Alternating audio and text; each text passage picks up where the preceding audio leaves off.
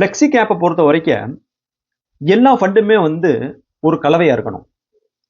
அதில் வந்து small cap இருக்கணும், மிட் கேப் இருக்கணும், லார்ஜ் கேப் இருக்கணும். அப்போ தான் வந்து நமக்கு வந்து ரிட்டர்ன் வந்து ஒரு பெட்டர் ரிட்டர்ன் கிடைக்கும். இப்போ பாருங்க, இப்போ வெறுமனையாக வந்து லார்ஜ் கேப் வந்து ரொம்ப அதிகமாக இன்வெஸ்ட்மெண்ட் பண்ணாங்கன்னு வச்சுக்கோங்களேன், லார்ஜ் கேப்போட ரிட்டர்ன் வந்து நமக்கு வந்து அரௌண்ட் 12% தான். ஃபியூச்சரில் பார்த்தீங்க அப்படின்னா அவ்வளோதான் வரும்.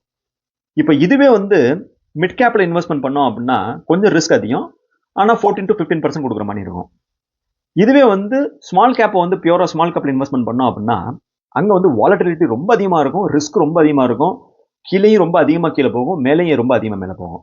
ஆனால் ஆவரேஜாக அதனுடைய ரிட்டர்ன் பார்த்தீங்க அப்படின்னா ஒரு 17-18% வரைக்கும் வந்து எக்ஸ்பெக்ட் பண்ணலாம். இப்போ பார்த்தீங்க அப்படின்னா நமக்கு வந்து ஒரு பெட்டர் போர்ட்ஃபோலியோ வேணும்.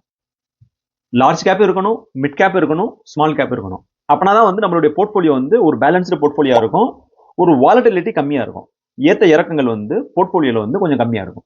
இப்போ அதை பார்க்கும்போது குவாண்ட் ஃப்ளெக்ஸி கேப் பார்த்தீங்க அப்படின்னா அவங்களுடைய லார்ஜ் கேப் ஹோல்டிங் வந்து 72%, மிட் கேப் ஹோல்டிங் வந்து 16.8%, ஸ்மால் கேப் ஹோல்டிங் வந்து 7.4%.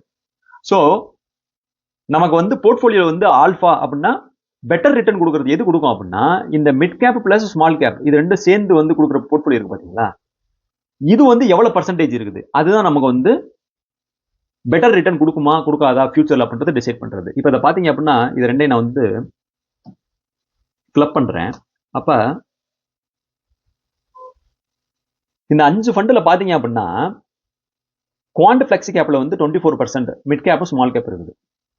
பராக் பரி ஃப்ளெக்ஸி கேப்ல அவங்களுடைய போர்ட்ஃபோலியோ வந்து 7.2% தான் இருக்குது.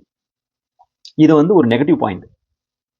ஜேஎம் ஃப்ளெக்ஸி கேப்ல வந்து 50% இருக்கு. இவங்களுடைய போர்ட்ஃபோலியோ வந்து கொஞ்சம் டைவர்சிஃபைடா இருக்குது, லார்ஜ் கேப்லயும் இருக்குது, மிட் கேப்லயும் இருக்குது, ஸ்மால் கேப்லயும் இருக்குது.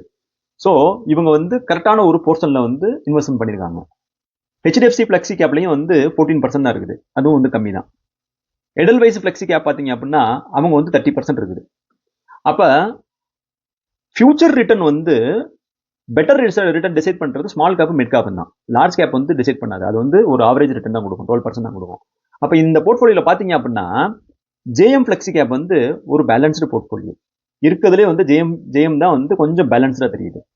அதுக்கப்புறம் வந்து பாத்தீங்க அப்படின்னா ஏர்டெல் அவங்களுடைய போர்ட்ஃபோலியோ வந்து ஒரு 30% கொடுத்து வச்சிருக்காங்க. அதுக்கப்புறம் தேர்ட் பொசிஷன்ல வர்றது குவாண்ட்.